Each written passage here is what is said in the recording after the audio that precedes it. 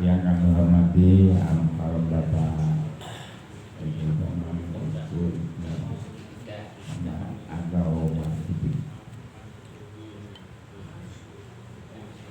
ibu-ibu, bapak-bapak yang berjalan, sungguh sangat menarik apa yang disediakan dan sebenarnya kan kita ini karena turun dan pertama laksana apa buruk di dalam karena bobo orang bobo di dalam ruangan ini juga berkali-kali apa yang atau yang masyarakat itu sangatlah penting. Apalagi seperti saya juga mundur Jawa sampai Jawa ini dapur.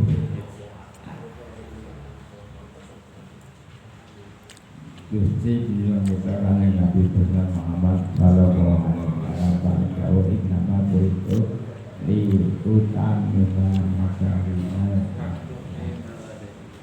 Saya diutus diambil sama sekali untuk menyempurnakan akhlak yaitu budi pekerti. Bo pindah kalau nengera berakhlak ya bercinta bergun ya Pak Tu ya.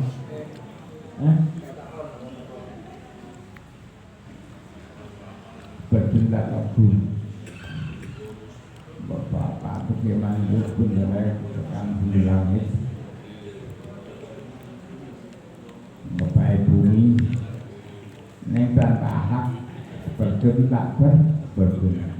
Alhamdulillah karena kita disunat oleh Rasulullah SAW, yaitu menyempurnakan akhlak, yaitu betul-betul itu berapa neng orang bermutu berkati budi pekerti yang luhur alhamdulillah kait dengan sebab terjadi nggak tahu apa mana saja ini apa mana saja ya sudah telah mana saya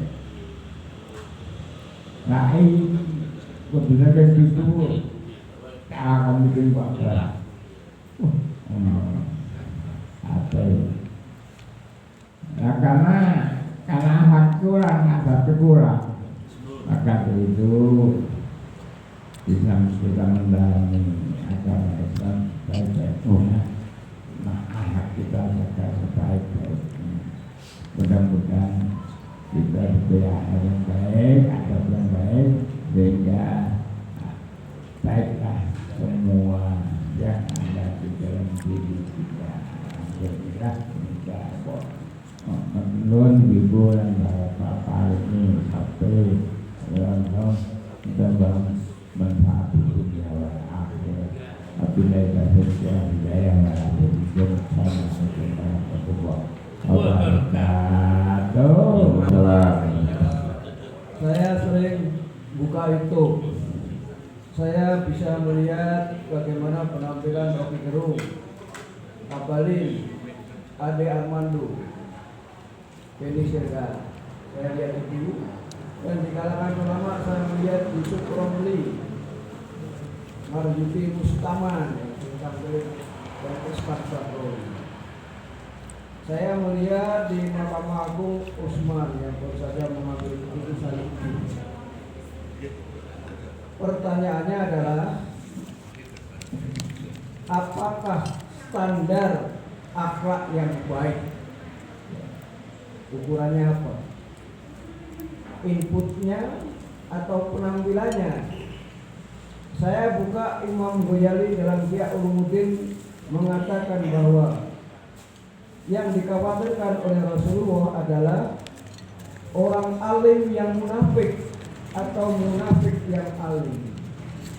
Mohon tanggapan dan penjelasan dari Ustaz. Assalamualaikum warahmatullahi wabarakatuh. Assalamualaikum warahmatullahi wabarakatuh. Mohon izin Ustaz, saya mau bertanya sesuai dengan pokok bahasan yang pertama tadi di awal-awal, yaitu ada disebut di situ akhlak, adab, moral. Nah, kalau akhlak itu sudah jelas dari Islam, dari Quran dan hadis. Kalau adab itu ya juga dari ajaran Islam. Tapi kalau moral ini bahasa Indonesia. Saya nggak tahu dari bahasa Jakarta atau gimana. Cuma mungkin saya dan yang lain juga ini bedanya di mana? Pasti ada bedanya. Moral itu apa, akhlak itu apa, adab itu apa. Terima kasih Ustaz. Ibu saja dulu. Assalamualaikum warahmatullahi wabarakatuh. Alhamdulillahirabbil alamin. Kalau ini judulnya ulama salaf adab 30 tahun, ilmu 20 tahun. Yang saya pikirkan gini Pak Ustaz. Dari pertama lahir itu manusia pasti belajar dari orang tua atau ibu terutama. Madrasah ula. Nah, madrasah ula ini kan berarti melihat apa yang dilakukan ibunya, itu yang di mindset ke anak. Setelah mindset dari anak, tumbuh kembangnya itu kan kadangkala dari lingkungan yang beraneka ragam, itu kadangkala itu merubah pikiran si anak tersebut untuk merubah pola pikir. Contohnya yang saya lihat dalam dunia pendidikan, kadangkala tuh anak itu memilih pendidikan yang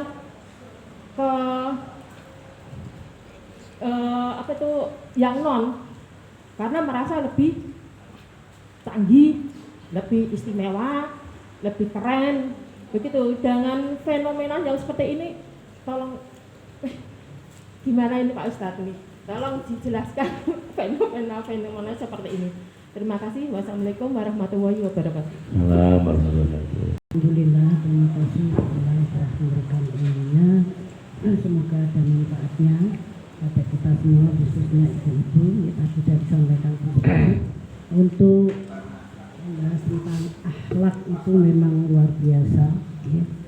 Di samping tadi disampaikan ibu, keluarga, ibu saja nih, keluarga ya bapaknya terutama sebagai pemimpin keluarga, ibu dan saudara yang serumah, dari keluarga, dari milieu atau lingkungan, itu juga bisa membentuk karakter. Kumpulannya mbek sapa ning ngomong padahal apa njogo kok bar njogo kok malah koyo ngene gitu. Misalnya anakmu ono ngomong kok untuk omongan kok ngono saka ndi ini juga bisa menentukan. Di samping lingkungan, keluarga dan pendidikan sekolahnya. Nah ini kita memang harus jeli untuk membentuk akhlak atau karakter anak itu tidak semudah membalikkan telapak tangan. Makanya Rasulullah menyampaikan kita harus banyak berdoa. 4 bulan laku ruh ditiup, 4 bulan 15 hari itu kan ya kita mulai bisa komunikasi dengan anak yang dikandung ibunya itu. Sebabnya kok kedut itu sudah ada ruhnya kedut, terus kita bisa menuntun memang wudu ya dilus ya wudu sih ya mendarus mau sholat dan sebagainya mau bubuk itu kita punya doa nih. Jadi keluarga, lingkungan dan sekolah. Nah keluarganya sakit punya keluar kene beda mengnas nun sewu.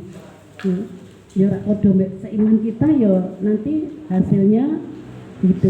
Ini samping memang hidayah itu dari Allah, tapi kan merupakan upaya ikhtiar kita supaya anak kita itu benar-benar menjadi insan yang bertakwa. Karena inna akramakum indallahi atqakum. Sesungguhnya orang yang bertakwa itu yang mulia di sisi Allah.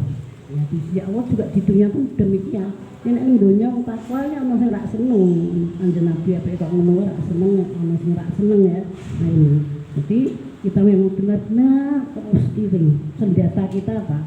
Sampai yo nyontoni, meneladani, mapan ke anak, mapan ke anak generasi kita dan doa. Nah, insya Allah dengan adanya kajian-kajian seperti ini masukan kita lebih terpacu, lebih semangat anak putu buyut semua zuriyah kita supaya menjadi zuriyah yang thayyibah, zuriyah yang baik, berakhlak mulia, beriman dan bertakwa kepada Allah Subhanahu wa taala. Tadi disampaikan ada rencana makarullah, tapi Allah itu punya rencana yang baik. Jadi kita harus yakin asal kita menjaga iman takwa kita insya Allah. Allah akan noto, ya, noto biar kayak ono. Oh, Allah punya rencana lain. Dan kita harus yakin kalau kita benar-benar menjaga iman takwa kita, terus dia elek biar wallahu alam. Pokoknya kita terus berjalan sesuai dengan perintah Allah untuk menuju jalan ridhonya. Insya Allah kita selalu dikawal oleh malaikat sehingga kita dapat istiqomah di dalam beribadah. Baik, kalau gitu saya rangkum untuk pertanyaan-pertanyaan yang disampaikan.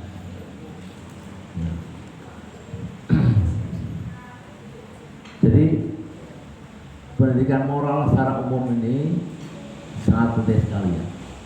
Bagi orang tua ini, orang tua muslim sekarang ya, orang tua muslim yang ideal, ya ibu ya.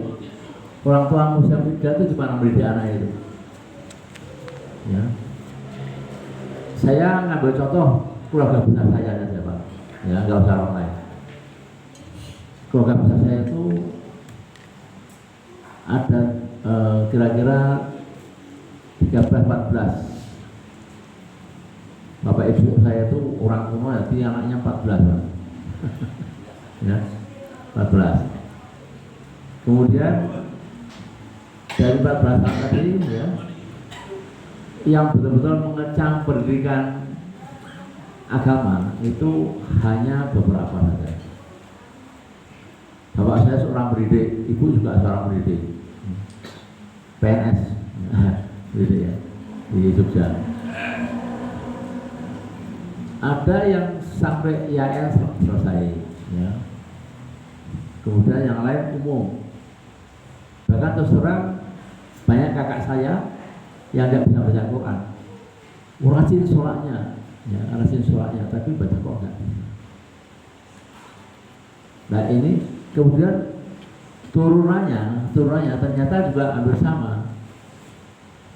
Bapak ibunya yang rajin sholat, Quran juga khatam, itu anak-anaknya sampai ujungnya itu otomatis juga belajar agamanya kuat gitu. Contohnya keluarga saya nggak usah mulai. Jadi kalau gitu rumah itu adalah madrasatul awali, ya Pak, kayak gimana ya? Di rumah itu adalah madrasah awal. Orang tua yang bisa mendidik anak-anak dari awal itu bekalnya sungguh di rumah itu. Jangan serahkan duluan. Kita ngajari abatasa itu di rumah. Sholat yang benar, berjamaah benar, itu kan moral. Moral itu ya. Ya, anak-anak kakak saya banyak yang nggak bisa baca Quran juga akhirnya, karena orang tua nggak bisa baca. Gimana? Tapi berapa keluarga kakak saya dan saya juga yang karena juga baca Quran pasal anak-anak cucunya juga otomatis ikut keturunan, ikut menurunkan membaca Quran dan macam-macam. Padahal ini benar sekali baca Quran sampai fase artinya ya.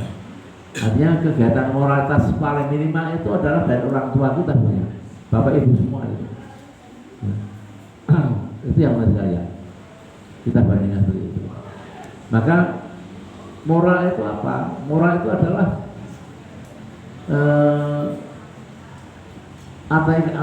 akar kata dari moralio. Moralio itu bahasa Latin sebenarnya. Jadi nilai-nilai yang terkandung di dalam jiwa manusia itu adalah moral nilai. Nah, nilai itu bisa dua macam, bisa positif dan bisa negatif. Jika mau ngisi dengan moral yang baik, dari kecil itu sudah diberi moral yang baik, isi yang baik. Tapi kalau kita nggak isi apa-apa, isinya hanya pengetahuan ilmu, maka seperti tadi katakan seperti tadi itu.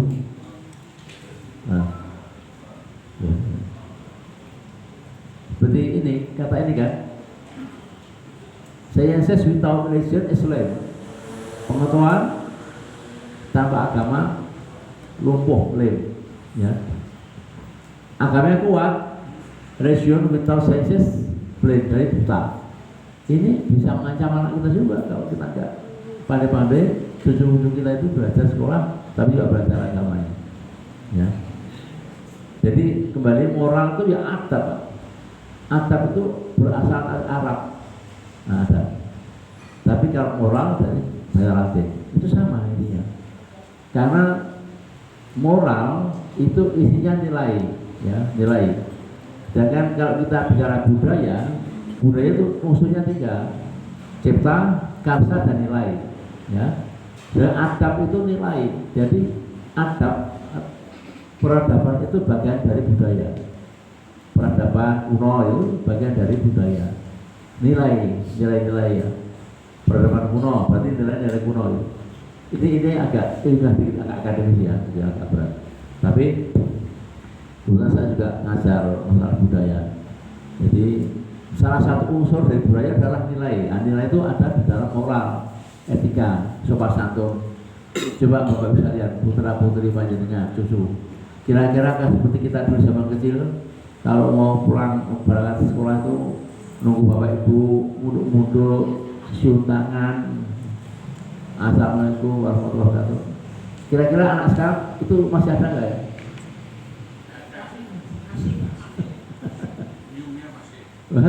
Sambil lari. Dan bapak ibu. Ini satu kemunduran, ya, dekadesi moral yang sudah.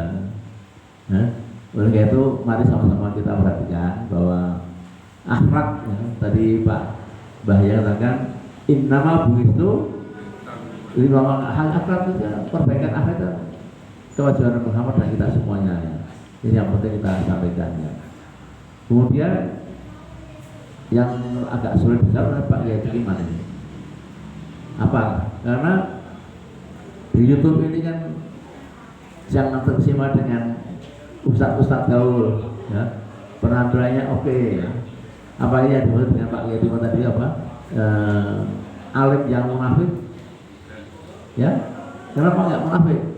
Dia katanya ingin hidup sederhana, bicara pada sama hidup sederhana, banyak berinfak, banyak bersedekah. Tapi ternyata dia hidup sederhana apa enggak? Bapak Ibu katanya, Ustadz gaul tadi kira-kira hidup sederhana apa enggak? Dia kalau nggak disebut dengan Alphard nggak mau berangkat, Pak Nur. Ini Ustadz gaul, kalau nggak disebut dengan Alphard nggak mau, ya. Kalau tidak dengan segepok amplop yang tebel, dia nggak mau berangkat, ya. Nah, ini kan kalau nggak nginep di hotel Bang Lima dia nggak berangkat.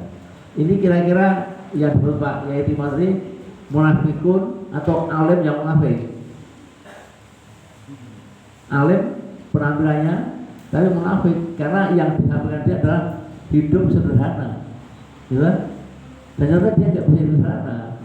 Ketahuan sama dia ketakutan, bingung, gitu. Ada ustaz suka balapan mobil mewah itu ustaz Pak. Ya kita bahas terjadi. Itu yang disebut dengan apa? Imam Ghazali tadi itu memang ada. Nah, yang baik gimana? Yang baik ya jadilah alim yang betul-betul alim itu, yang tidak munafik, ya. Dia yang penting. Kemudian memang standar akhlak yang baik gimana? Kita kan sudah punya satu hadis Nabi. Taraktu fikum amrayn, kan dia?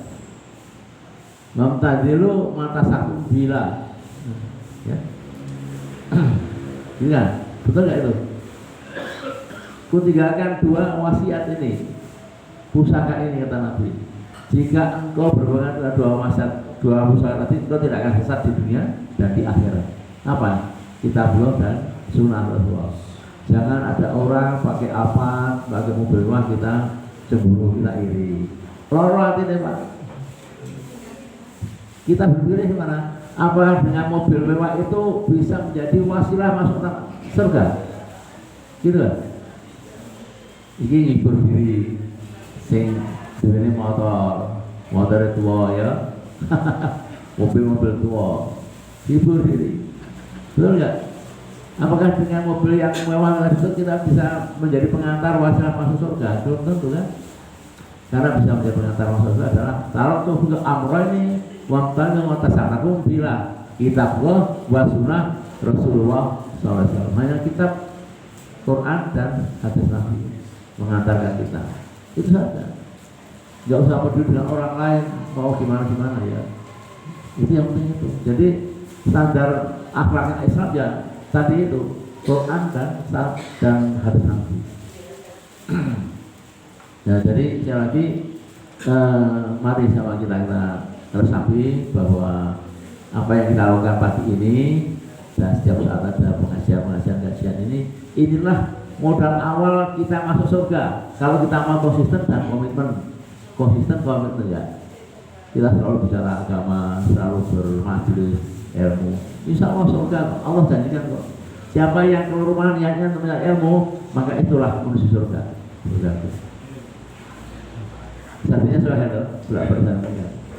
Ya demikian barangkali pagi ini sudah cukup, nggak banyak-banyak karena waktunya. Jadi sampai jumpa hari Sabtu yang akan datang.